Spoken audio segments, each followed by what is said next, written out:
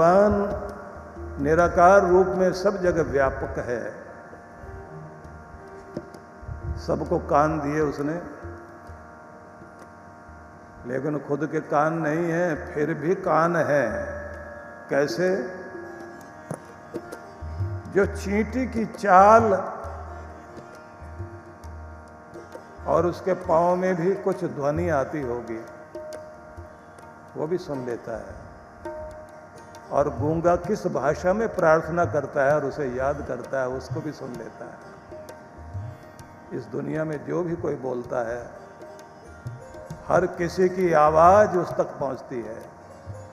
इसलिए उस जैसे कान दुनिया में किसी के नहीं, और फिर भी कान नहीं है, क्योंकि आकार में नहीं है। पर ब्रह्म सब जगह व्यापक है, क्योंकि सब कान उसी के दिए हुए हैं। हाथ नहीं, फिर भी सारे काम, ये सारी रचनाएं करता है। पहाड़ रचे, नदी तालाब बनाए। आप जरा सोचिए, कोई नदी बनाई जाए तो खुदाई में कितना समय लगेगा?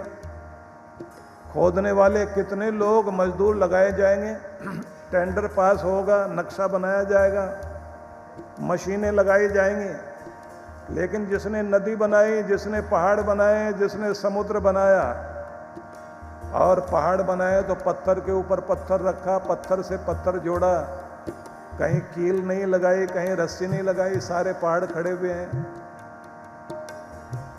कोई मजदूर नहीं लगाया। तो इतनी बड़ी रचना करता है और बिना हाथों के रचना करता है, और हमको हाथ देता है। ऐसा है हमारा भगवान। कर बिन करम करई विधि नाना, कर बिन करम करई विधि नाना, बिन पद चलई सुनई बिन काना, बिन पद चलई सुनई बिन काना। कितने सारे कर्म करता है वो। हमारे छोटी सी आंख,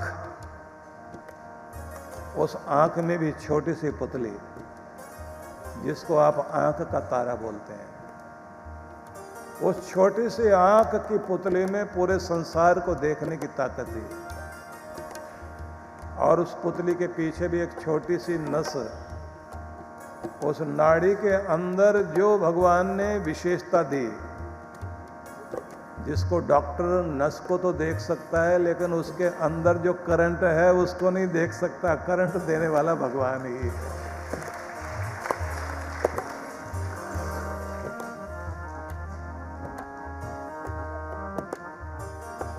आनंद रहित सकल रस भोगी, आनंद रहित सकल रस भोगी, बिन वाणी बकता बड़ जोगी, बिन वाणी बकता बड़ जोगी, बिन पद चलई सुनई बिन काना, बिन पद चलई सुनई बिन काना।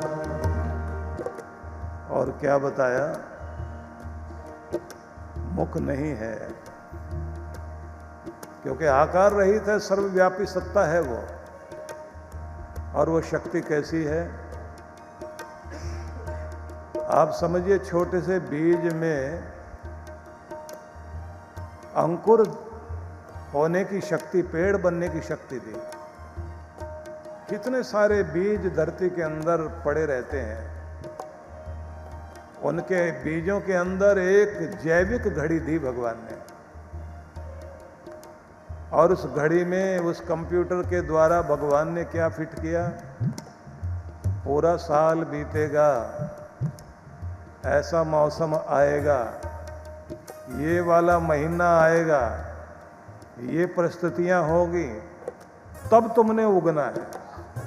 तब वो बीज अंकुरित होता है और कोई गर्मी के फूल हैं, कोई बरसात में उगने वाले, कोई सर्दी में उगने वाले, और कुछ तो ऐसे जो पहाड़ पर उग रहे हैं और वहाँ पानी देने वाला कोई नहीं, उगाने वाला माली भी भगवान ही है।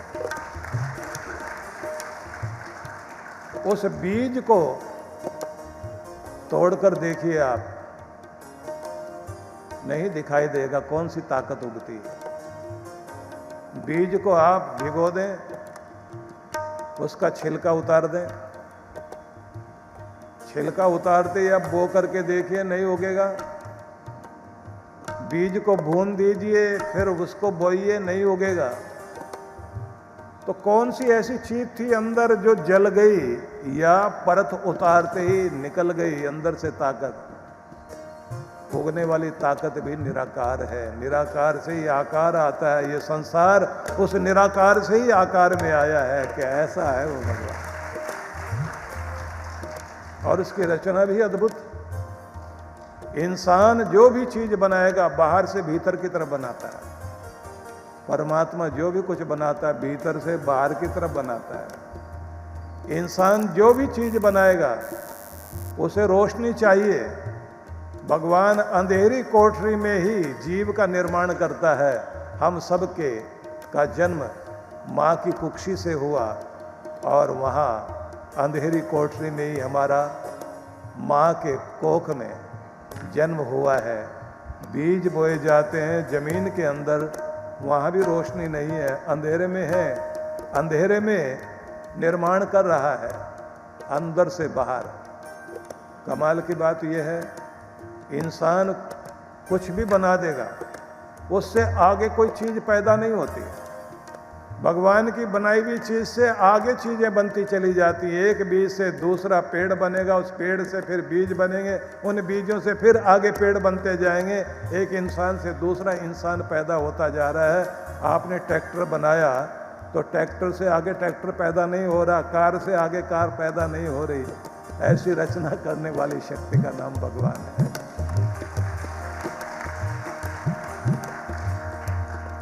आनंद रहित सकल रस भोगी।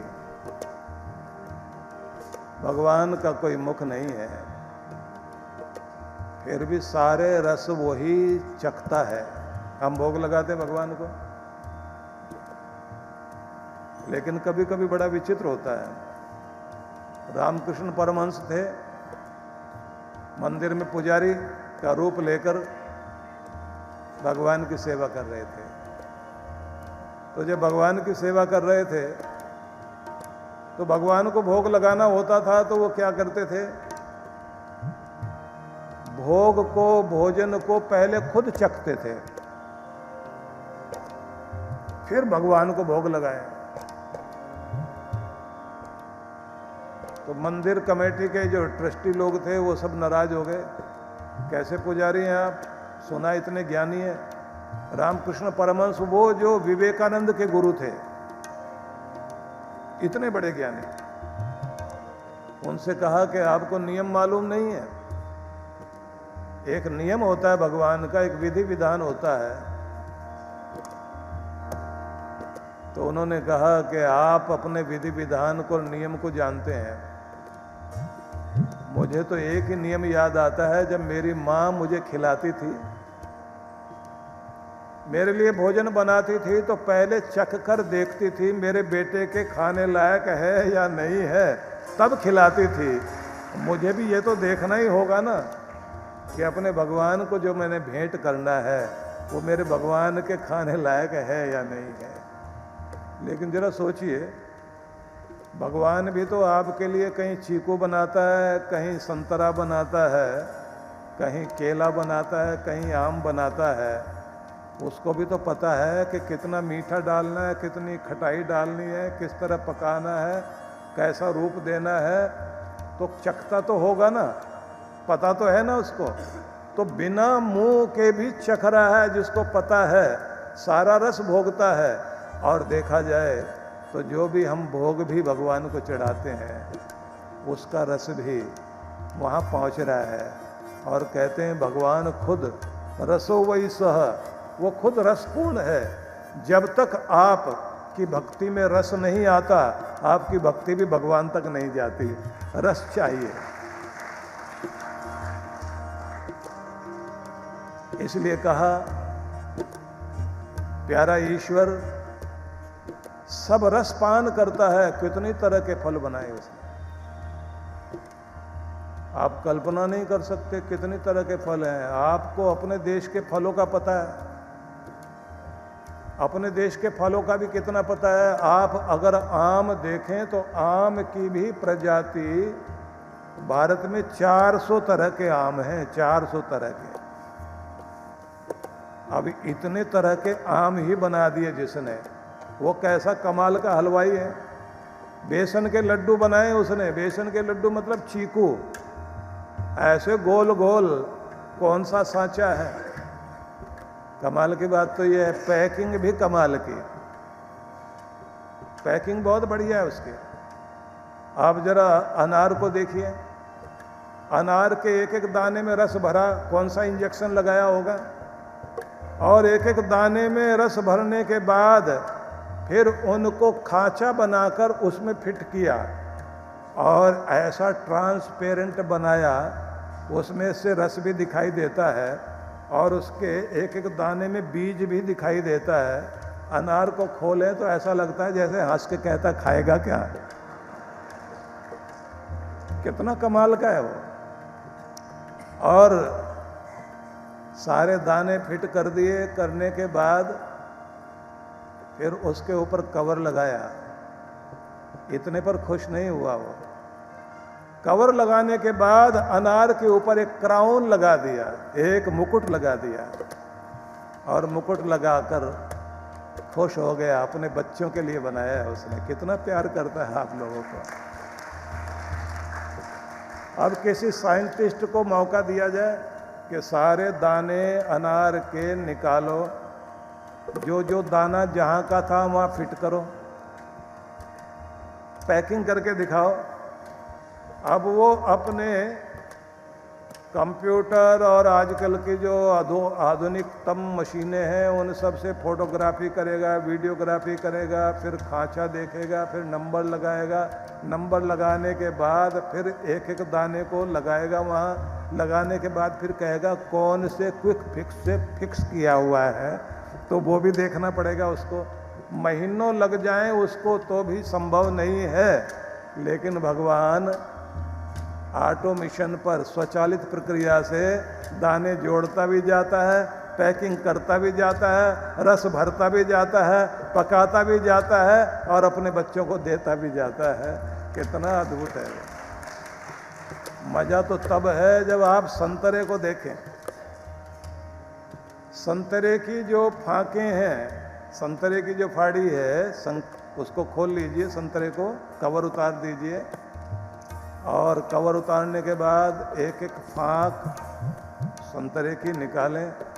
उसके बाद अंदर से आप देखिए ऐसे रस नहीं निकलेगा, एक एक छोटा छोटा पैकिंग उसके अंदर भी रखी हुई। वो कैसे करी उसने, कैसे भरा, कैसे उसको पैक किया।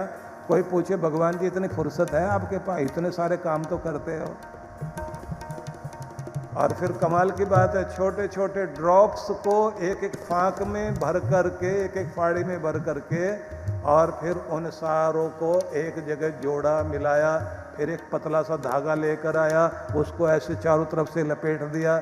लपेटने के बाद फिर एक कवर लगाया, कवर लगाने के बाद एक छोटी सी डंडी लगा करके लटका दिया और पहले उसको हरा हरा बनाया, पहले एक अलग कलर दिया और बाद में जब वो थोड़ा पीला पीला हो गया तभी उसका नाम हो गया ऑरेंज।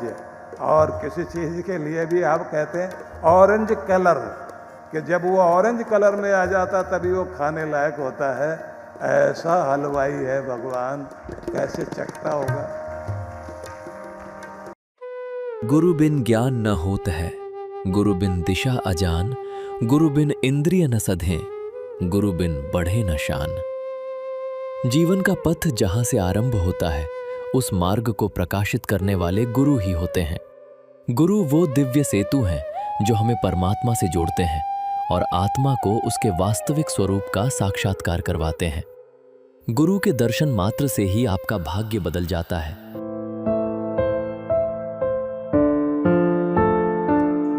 और यदि गुरु की मेहर भरी नजर आप पर पड़ गई तो आपका कल्याण निश्चित है। परम पूज्य सद्गुरुदेव श्री सुधांशु जी महाराज एवं डॉक्टर अर्चिका दीदी जी के पावन सानिध्य में 25 से 29 जुलाई 2026 गुरु पूर्णिमा महोत्सव बड़े ही हर्षोल्लास के साथ आयोजित किया जा रहा है। मान्यता है कि गुरु पूर्णिमा के अवसर पर गुरु की विशेष कृपा प्राप्त करने का श्रेष्ठ अवसर होता है। इन दिनों ध्यान और साधना में लीन होकर साधक अपने गुरु मंत्र को जागृत करता है और आध्यात्मिक उन्नति की ओर अग्रसर होता है। आइए गुरु की विशेष कृपा प्राप्ति के लिए जुड़े हमारे साथ। कार्यक्रम की रूपरेखा दिनांक 25 से 29 जुलाई 2026। शुभारंभ 25 जुलाई सायं 5 बजे से सत्संग। 26 एवं 27 जुलाई प्रातः 8 बजे से 10 बजे गुरु कृपा साधना। सायं 5 बजे से गीता पर विशेष सत्संग। 28 जुलाई प्रातः 8 बजे से गुरु मंत्र दीक्षा। प्रातः 9 बजे से दिव्य शक्तिपात क्रिया।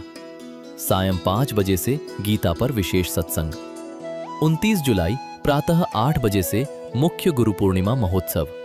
स्थान आनंद धाम आश्रम बक्करवाला नई दिल्ली 11000415। आयोजक विश्व जागृति मिशन। गुरु मंत्र सिद्धि साधना के लिए संपर्क करें